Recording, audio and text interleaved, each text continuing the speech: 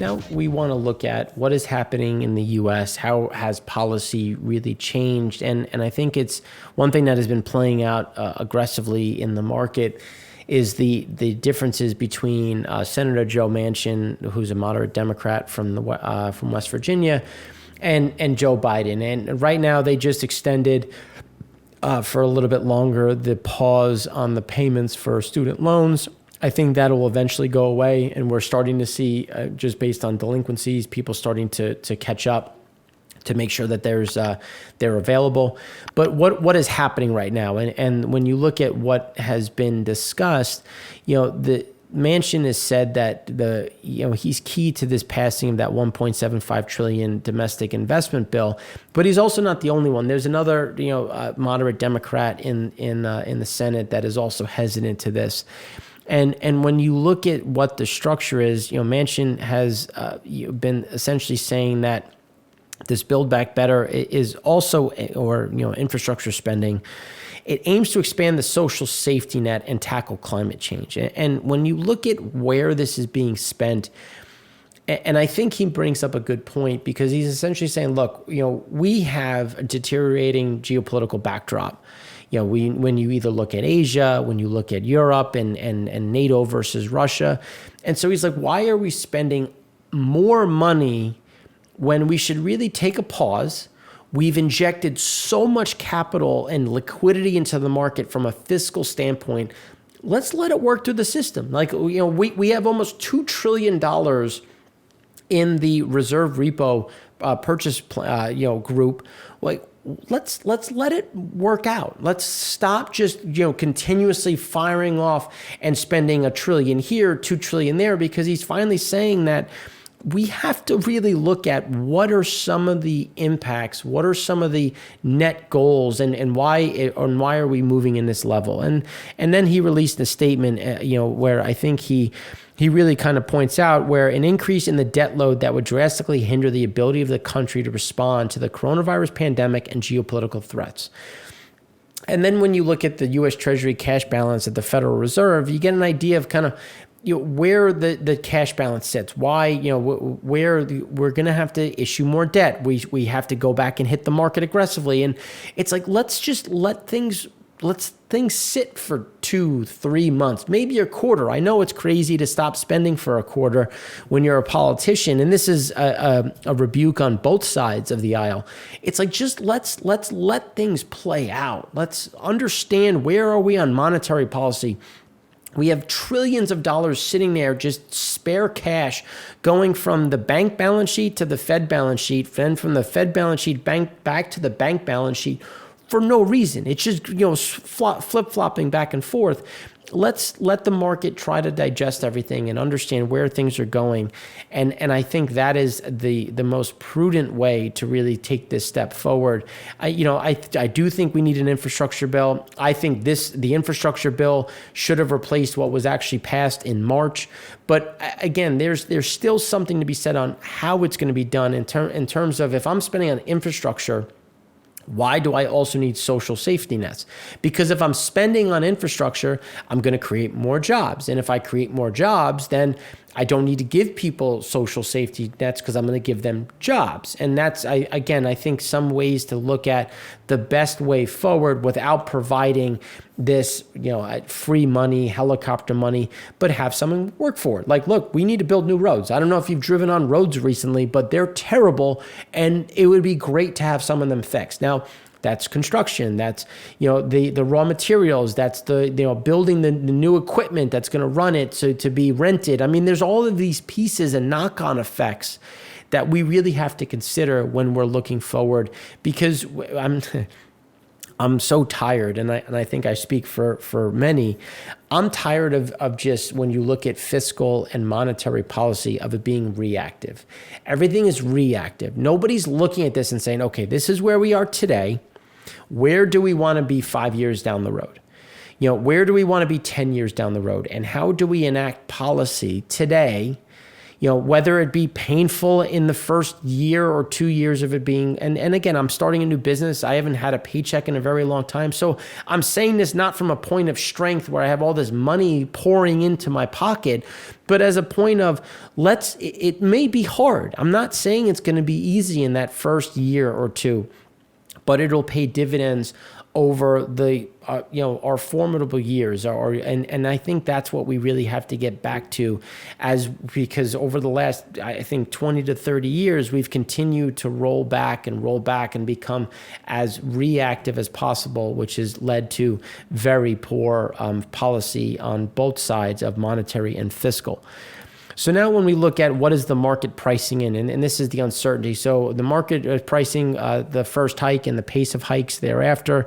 So the pace of the first hike, when you look at where things shift in general, again, I think most are sitting there assuming that there's going to be a rate hike next year.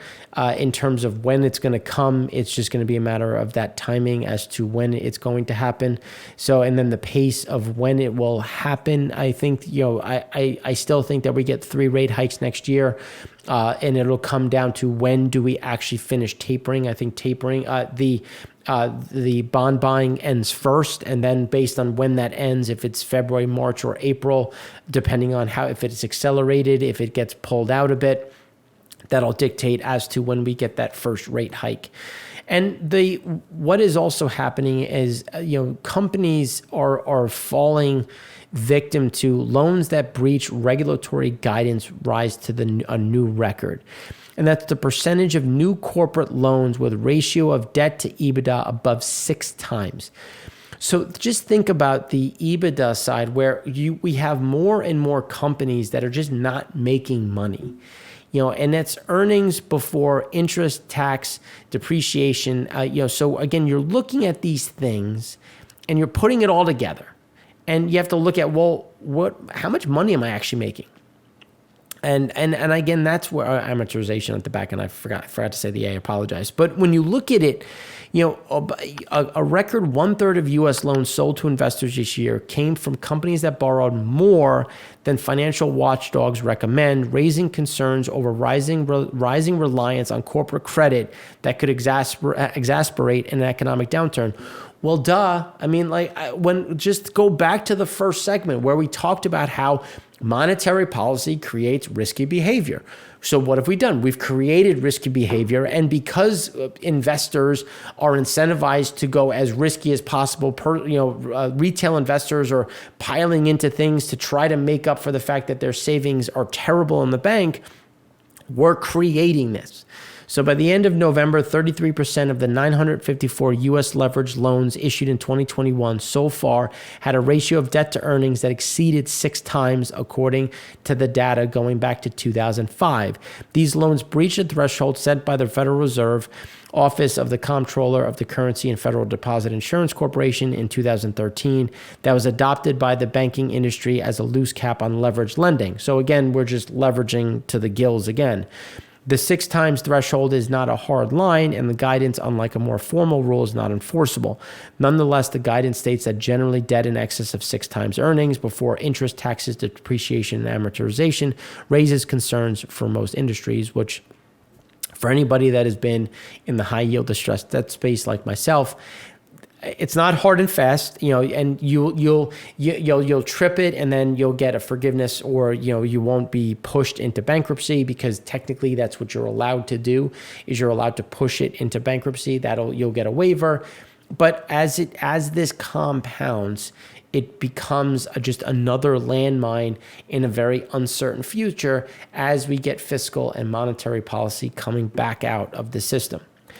And then when you look at how investment managers have become a bit more cautious this month, reducing their average exposure to U.S. stocks as people try to, again, adjust some of their positioning into the new year.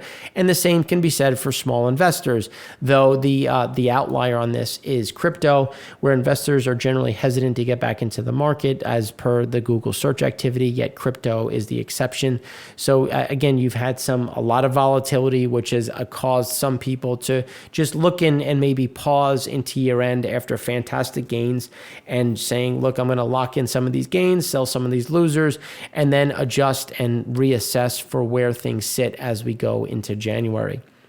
Now, again, kind of wrapping up on the Fed side, when you look at securities and bank credit, all commercial banks, you get an idea of just the billions of US dollars sitting there in bank securities and bank credit, and then securities as a percent of total bank credit is at a record going back to 1975 at 35%. Again, all of this just leading to some uncertainty, some of this excess leverage and concern as we go into a fairly different 2022 versus 2021. And when we look at just the reverse repo, we're just now below 1.7 trillion. So the last, not today, but the last 2 days had consecutively set a record of the amount of money in the Fed's reverse repo facility. It's now just below 1.7. But again, this is just looking at how much liquidity is just sloshing around the system. And again, hearkening back to maybe we should pause on some of this fiscal spending, some of this monetary policy, and try to let the market catch up with itself and digest some of this. And again, trying to bring things back in control because inflation remains out of control. CPI is surging, and there is some increasing evidence of more widespread inflationary pressures per alternative trimmed measures from Cleveland and the Dallas Fed. So when you look at some of these movements, obviously you have CPI, which reached new records going back to 1985. But then when you look at, again, the Federal Reserve, Cleveland 16% trimmed, all of these have gone vertical. And even as we've been saying, the pace of inflation slows, we're still going to get a lot of these pieces continuing to push higher. And when you look at the 2-year trend, you're getting an idea of how excessive it's getting, where the 2-year change in CPI inflation continues to rise, but the 2-year change in wages and salaries hooked down slightly in November and remains far off the great financial crisis and 1990s peak. So this is speaking back to people traveling, as we talked about in segment 1.